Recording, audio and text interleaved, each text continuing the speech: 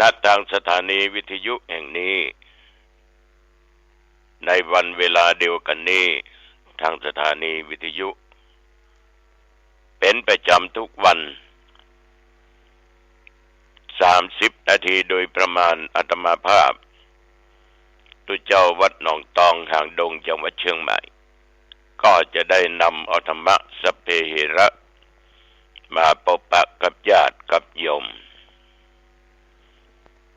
ต่อไปนี้เราว่าไหว้พระสวดมนต์ทำสิ่งที่เป็นมังคละเป็นมงคลคือเกิดขึ้นต่อจิตต่อใจของแต่ละบุคคลและตัวเองและถวายเป็นพระพรชัยมงคลแด่สมเด็จพระเจ้าลูกเธอต่อไปอะระหังสัมมาสัมพุทโธภควาพุทธังภควันตังอภิวาเทมิกราบพระพุทธสวากขาโตภควตาธัมโมธัมมังนัมสสามิกราบพระธรรมสุปฏิปันโนภควโตสาวกสังโฆ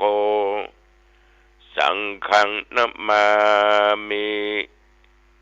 กราบพระสงฆ์นะโมตัสสะภะคะวะโตอะระหะโตสัมมาสัมพุทธัสสะ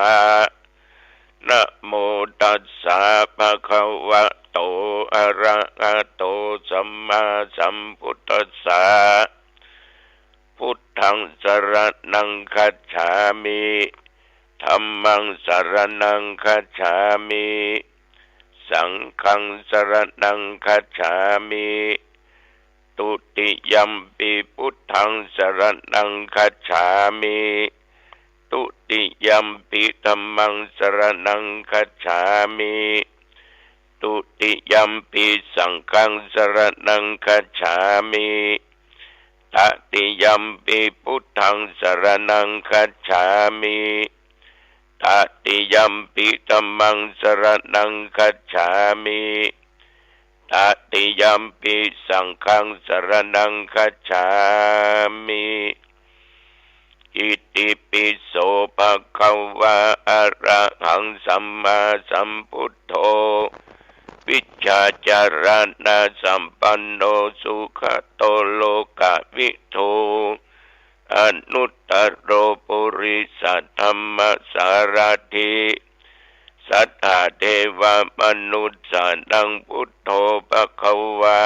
ติยันตุนิมิตังอัปมังคลัญจาโยจามันะโปสกุนัสสะสัทโธอาปะกังโอโตสุปินังอากันตังพุทธานุภาเวนะวินาสเมนตุสวากขาโตภควตาธัมโมสันติติโกอากาลิโกเอหิปัสสิโกโอปันนาจิโกปัจจตังเวทิตัพโพวินยูหิติยันตุนิมิตังอัปมังคลัญจาโยจามนะโปสกุนัสสะสัทโธปะปะกังโอโตสุปินังอากันตังธัมมานุภาเวนะวินาสเมนตุสุปฏิปันโนภควโตสาวกสังโฆอุชุปฏิปันโนภควโตสาวกสังโฆยะยะปฏิปันโนภควโตสาวกสังโฆสามิจิปฏิปันโนภควโตสาวกสังโฆยะติตังจัตตาลิปุริสยุคานิอัตถปุริสปุคลาเอสะภควโตสาวกสังโฆอาหุนายโยปะหุนายโยทักขินายโยอัญชลิกรณีโย อนุตตรังปุญญาเกตังโลกัสสาติยันตุนิมิตังอวะมังคลัญจาโยจัมมนาปุสกุณาสัสสะโทปะปะคะโอโตสุปินังอากันตัง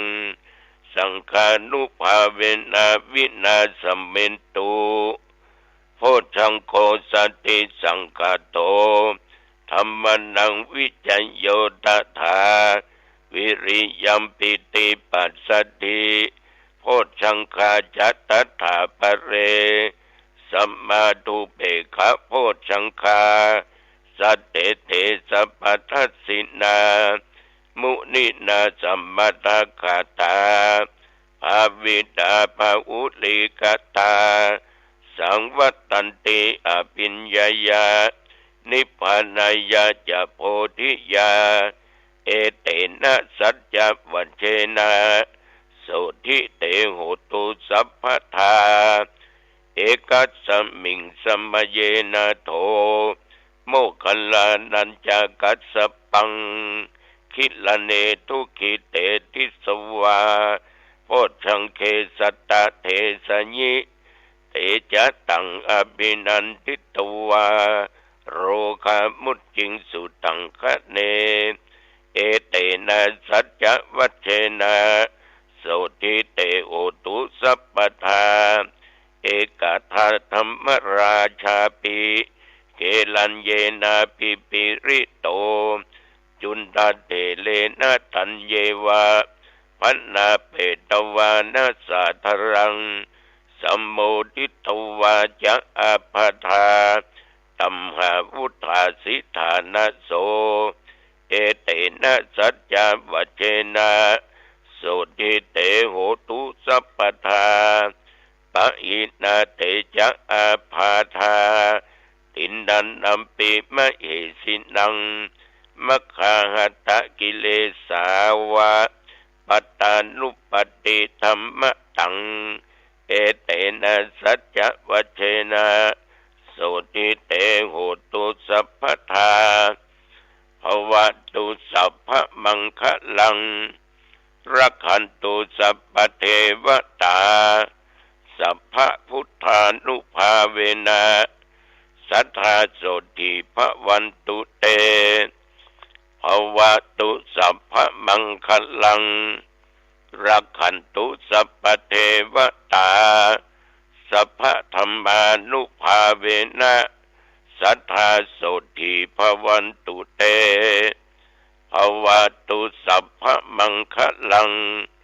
รักขันตุสัพพเทวตาสัพพสังฆานุภาเวนะสัทธาโสติภวันตุเตโดยพุทธานุภาพธรรมานุภาพสังฆานุภาพบทสาธยายมนต์อันศักดิ์สิทธิ์นี้โดยสัจจะวาจาจริงใจอาตมาภาพขอตั้งจิตอธิษฐานขอถวายพระพรแด่สมเด็จพระเจ้าลูกเธอเจ้าฟ้าพัชรกิติยาภา หรือพระองค์พาท่านขอให้พระองค์นั้นจงทรงหายจากอาการพระประชวรการเจ็บไข้ได้ป่วยขอให้หายมีพระสุขภาพปรมัยเป็นปกติดีแข็งแรงดีขอให้พระองค์ทรงมีพระชนมายุยิ่งยืนนานได้120 พระพรรษายิ่งขึ้นไปขอถวายพระพรกรมอุตุได้ประกาศบอกเตือนน่าจำน่าคิดน่าเตรียมพร้อมเนอะระวัง60-70 กว่าจังหวัดเนี่ยพายุลูกใหม่กำลังมาละสัญญาณได้บอกเตือนมาตั้งแต่ว่าน้องตองกินข้าวตอนแล้วฟ้าห้องก็ลึ่ง มาก็ห้องเมฆก็เรียกว่าดำน้ำมึนแต่ว่านี้มาถึงปัจจุบันนี้ที่บริเวณวัดหนองตองใกล้เคียงนั้นมีฝนตกลงมาเล็กน้อยตอนมืดตอนค่ำกลางค่ำกลางคืนฝนได้ตกลงมาทีนี้ตั้งแต่น้ำท่วมมาบอกว่าวัดที่ศึกษาธรรมปฏิบัติธรรมน้ำก็ได้ลดลงไปตามปกติพี่น้องชาวบ้านน้ำก็ลดลงไปเป็นส่วนมากที่อยู่ทั้งลุ่มทั้งป่างก็ยังขังน้ำกันอยู่แล้วก็หลายหมู่บ้านที่ดูข่าวเนาะที่บ่เคยท่วมก็ท่วมบ่เคยเกิดมีก็มีเพราะว่าอยู่บนที่สูงละน้ำตึมท่วมผาลาดยังท่วมดะ ดอยสุเทพน้ำยังขังต่ำพี่น้องบนดอยน้ำก็ท่วมน้ำป่ามันไหลหลากลงมาฉะนั้นญาติโยมทุกสิ่งทุกอย่างมันมาแน่บ้านเกาะแต่นางไปกึ่งขาหนองตองในวัดไม่มี2 เม็ด อยู่หนองตองหนองบัวน้ำมาเข้าหนองไคร้วัดน้ำก็มาเข้าบ้านเกาะสูงขนาดเนาะชื่อมันนะน้ำท่วมเป็นกึ่งขาบุญบ้านเกาะใจสถานก็เป็นกึ่งขาบุญเนี่ยเดี๋ยวนี้ก็ลดลงไปบ้องทั้งหนองตองนี่มันเจอถึงน้ำนอกน้ำในน้ำนอกก็น้ำแม่พิงน้ำในก็มาทั้งศพแม่ข่ากาเมืองแม่ตาจ้างกาเนี่ยมันลงดอยลงมาถ้าในเมืองลงมาเนี่ยก็มาถึงดินหนองตองเนี่ยนะฉะนั้นคราวที่แล้วจึงมีโครงการทอดพระป่าจัดซื้อที่ดินเพื่อจะทำการที่จะลงเครื่องสูบน้ำกักน้ำแล้วก็สูบลงไปที่น้ำแม่ปิงก็ยังไม่ได้ยะเดือดรองบประมาณหลายร้อยล้านอยู่คงจะยากหน่อยเนาะระยะนี้เนาะ ฉะนั้นอย่างใดก็ตามญาติโยมอุณหภูมินี่ตั้งแต่ทวานี่ก็มีแค่34นะก็อบเอานะแล้วก็ปัจจุบันประเดี๋ยวนี้ก็20 องศาญาติโยมพอออกไม่ออกฟังอาตมาภาพประเดี๋ยวนี้ท่านทั้งหลายมืดตึ๊บตื่นมืดขนาดนักพอดีโทรศัพท์ที่ใจปลุกเป็นว่าแบตมันบ่ดีไปได้ยินเสียงปลุกเลยนอนอยู่อย่างนี้กะกำลังนอนท่องอย่างไปต้องมาก็เดี๋ยวเสียงโทรศัพท์ดังมาประเดี๋ยวนี้ก็อยู่บนเตียงนั่นน่ะมืดตึ๊บตื่น แต่ใจก็สว่างดีนะใจสว่างยังมีสติและปัญญาดีความมืดแค่นี้ไม่มีปัญหาสามารถแก้ปัญหาได้ตั้งแต่ตวามาจนถึงปัจจุบันตวาขอบคุณต่อคุณโยมกัญจนากันดิยะตลอดจนพ่อมงคลแม่กัลยาเนาะแล้วก็หลายท่านหลายคนที่ไปกระทำบุญที่วัดเนาะคล้ายวันเกิดเป็นส่วนมากจะทุกปัจจัยทุกของบุญตุลุงก็จอมลงหีดใจพ่องจอมพ่องนะต้องขออนุโมทนาเป็นอย่างมากเป็นณโอกาสนี้ตัวจิมท่านทั้งหลายวันนี้งานวัดบ้านปงวัดอรัญญวาสบ้านปงตำบลบ้านปงอำเภอหางดงจังหวัดเชียงใหม่ไปจะทานอาเปตพีวันนี้ทานเรือ อาตมาภาพก็จะไปที่เปิ้นแปลงเปิ้นสร้างโลหะปราสาทอันดับ4ของโลกนะญาติโยมที่เคยไปก็ไปอาตมาภาพขอให้กำลังใจต่อญาติต่อโยมทุกคนสู้นะโยม จะไปท้อแท้จะไปท้อถอยจะไปหมดอะไรตายอยากน้ำท่วมครั้งนี้นั่นน่าหันใจแท้ๆบางท่านบางคนก็หมดเนื้อหมดตัวเหลือผ้าขวดติดเนื้อติดตัวน้ำท่วมเนี่ย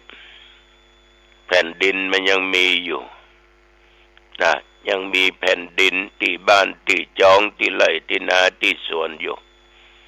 เขายังพอที่จะฟื้นตัวได้อยู่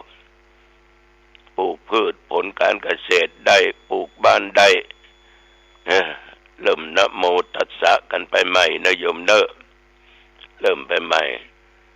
แต่ว่าผีการพนันนี่ล่ะถ้ามันเข้าสึงแล้วก็หมดลึงอ่ะนะอันเปิ้นไปว่าใหญ่ไฟไหม้10 เตื้อเนี่ยญาติโยมมันยังเหลือแผ่นดินอยู่หรอกเหลือแผ่นดินเอาหนีพ้นเหลือชีวิตแต่ว่าผีการพนันเนี่ยมันหมดถึงให้ถึงนานะหมดลึงอันใดมันก็ไปขายไปจำนำเอาไปกินเอาไปแอวเอาไปเล่นเนี่ยเล่นการพนันเนี่ยจนพอหมดเนื้อหมดตัวบางคนได้เงินเป็น5-6 ล้าน10 กว่าล้านถูกหวยปีมาถึงหมดลึงบางคนก็แปลงบ้านแปลงจองขึ้นมาเสี่ยงไปเป็นล้าน2 ล้านทำบุญก็ฉลองอย่างขนาดนักกินเล่นหมดลึงมาถึงปีเนี่ยน้ำท่วมไฟไหม้มันยังเหลืออยู่แต่ผีการพนันนี่มันบ่เหลืออย่างน่ะผีเหล้านี่ก็อันตรายเนอะผีเหล้านี่นะอันตรายขนาดนักเอามีครอบครัวหนึ่ง3 พ่อแม่ลูกอยู่ด้วยกันมามีอยู่5 ปัน5ให้ด้วยกันพ่อมันกินเหล้าถึงวันแล้วก็เล่นไฮโลด้วยเปิ้นถึงวันนะต่อมาแม่บ้านเปิ้นก็เสียชีวิตไปเหลือก็ลูกกับพ่ออยู่ด้วยกันกับควายเผือกเหี่ยตวงแจ้งมากินข้าวง่ายก็ไปเลี้ยงงัวเลี้ยงควายกลางตงกลางนาพ่อมันก็มาขยักการยักงานแล้วก็เมาวันค่ำงานนั้นงานนี้ไปเล่นไฮโลมันก็ไปรับจ้างที่ได้สตางค์มาตึงมีเอาเข้าตำราตำลุนข้าวสารจะกอกหม้อก็มีของกินว่าก็มีลูกมันก็อดมาได้ใหญ่มาแล้วอายุ10 ปลายหน่อยบ่ย่ำหยางกินเหล้าอย่ากินเป็นพ่อฮะก็ ให้เป็นพ่อกันแน่บ่จะกินเต้าตายไปว่าใหญ่ดอกหาคิงเสียลูกเสียเต้าวันหนึ่งลูกมันก็ชวนพ่อมันไปเลี้ยงควายพ่อวันนี้ไปเลี้ยงควายตัวอ้ายเนาะก็ว่าจะไปเหมือนกันนะไปเองไปพ่อจุงเนอะจุงก็จุงบ่คิงไล่เนอะครับพ่อก็จุงควายออกบ้านไปมันก็ไล่ควายไปหุยไอ้น่ะเอาไม่แซ่แตบตะก้ามควายให้หน่อยไปถึงที่คันนากะลูกมันหมายไว้ก่อนละหูปู่มันป้ออย่างเอาไล่ควายเข้าหูปู่หรอเฮ้ยอีเพือกเข้าหูปู่นี่คนเนี่ยมันแง่วบ่หูปู่หูเต้าเป็นอย่างควายตัวบะเล่นมันจะไปเข้าได้จะได้พ่ออย่างนั้นเดี๋ยวด่าดูเก่า มันจะไปเข้าได้จะได้ลูกมันก็ยิ้มบ้านยังมันยิ้มอยู่ก่อนที่พ่อโนนาถึง5 ปันยังเข้าปากอีพ่อได้ปากเต้ามันยังโมอย่าปอดท่าคนเท่าแกนอึกละตึมตอบกันนะถึงไปได้สักหาวปากเต้ามันยังนาถึง5 ปัน5ให้เข้าไปหมดหายแซบ อย่างเข้าก็น้ำเหล้านะกะกับน้ำเล่นมันนะกะกำนั้นมาถึงบ้านถึงจองเป็นกำกึดลูกหันพ่อมันเหงาก็เขาไปถ่ายพ่อกึดอย่างมันง่าวบ่ลูกมาลูนเบอร์ให้พ่อคิงเนี้ยเมาก็กินก็เอี่ยวก็เล่นพี่พ่อก็ตั้งใจเนี่ยการไม่กับไม่เป็นอย่างอ้ายจะช่วยสองพ่อลูกก็ช่วยกันเนี่ยงานรับจ้างลูกก็มันพ่อก็มันเราก็บ่กิน เล่นก็บ่เล่นหอมสตางค์ไว้จนว่ามีเงินมีทองก็ได้แปลงบ้านใหม่ขึ้นมาให้หลังน้อยๆในที่สุดมาก็สร้างฐานะฟื้นขึ้นมาที่นา5 ปั่นนั้นก็หูว่าเมื่อลูนเนี่ยหลายปีผ่านมาลูกไปก็ซื้อคืนเนี่ยญาติโยมทั้งหลายถ้ามีสติสัมปชัญญะมีปัญญาบรรลงไหลอย่างล้ำไปนะคนเฮานะมันถึงตายกันต้องสู้ล้มแล้วก็ต้องสู้ล้มแล้วมันลุกมาได้ก็การเนาะกันเนาะว่าออกไม่ออกเนาะการไปหาฝาไปเกาะไปอย่างยันขึ้นหรือได้จะไปยอมการชีวิตกินมือเขามีหูตาเขามีอยู่สู้ต่อไปคนเราเนี่ยถ้าหากว่าหูจักกินหูจักใจหูจักจ่ายหูจักประหยัดมันถึงมีธรรมาภาพเคยเตือนสติหลายท่านหลายคนว่าระยะนี้คือเก็บหอมรอมริบไว้จตุปัจจัยเงินทองแบ่งไว้เป็นปุ้นเป็นส่วนกินเนี่ยพ่องทานเนี่ยพ่องเก็บไว้เนี่ยพ่องนะทำสิ่งที่เป็นประโยชน์พ่องเก็บไว้เมื่อมันจำเป็นเอาได้เก็บไว้สักครึ่งนะอย่างน้อยนะเก็บไว้สักครึ่งอันนั้นก็แบ่งเนี่ย2-3 ส่วนไว้ไปกินพ่องไว้ทานพ่องนะไว้นุ่งไว้ห่มพ่องไว้เอี่ยวพ่องก็สุดแล้วแต่เก็บไว้นะสักครึ่ง50%ใน100%นั่นนะนอกจากนั้นจะเป็นลาออกจากการจากงานเนอะจะไปย่างยะการยะงานเนอะเป็นพ่อกาต่อไปแม่กาก็กาต่อไปจะทำอย่างก็ทำนั่นนะการงานมันหายากจะไปหนีจะไปละจะไปขี้โคตรจะไปขี้เกียจเจ้านายเป็นว่าอย่างน้อยโคตรเกียจลาออกละก็นั่นเลยเล่นล่อนไปเสาะสมัครงานที่ไหนทำงานที่ไหนก็ไม่ได้มันจะลำบากนะมันจะลำบากและต้องรักษาสุขภาพกายใจไว้ให้ดีนะจะไปไม่ได้เจ็บไข้ได้ป่วยนักหนาป้านสบายก็ไปหาหมอออกกำลังกายรักษาสุขภาพใจคือมีศีลมีธรรมอยู่ในจิตในใจเนอะมีสติมีปัญญา จะไปคิดสั้นจะไปน้อยอกหมองใจนะไม่ใช่ว่าผิดหวังอย่างน้อยจะฆ่าตัวตายเบื่อแล้วโลกประยุติธรรมไปคิดจะนั้นนึกถึงว่ามันคงเป็นกรรมเก่าของเราแล้วเราอยู่ด้วยกันสามีภรรยาเนี่ยฮักแปลงกันเป็นผู้เกี่ยวเมียแสงผู้แพงเมียฮักไปผิดไปเถียงอย่างกันแต่ก็ลิ้นกับฟันเนาะมันก็ถึงเอากันพ้องถ้ามันมากัดกันก็ต้องพยายามคลายให้ได้น้ำตาไหลจังมันเตอะอภัยซึ่งกันและกันเนี่ยผัวเมียอยู่ด้วยกันต้องรักษาชีวิตกันไว้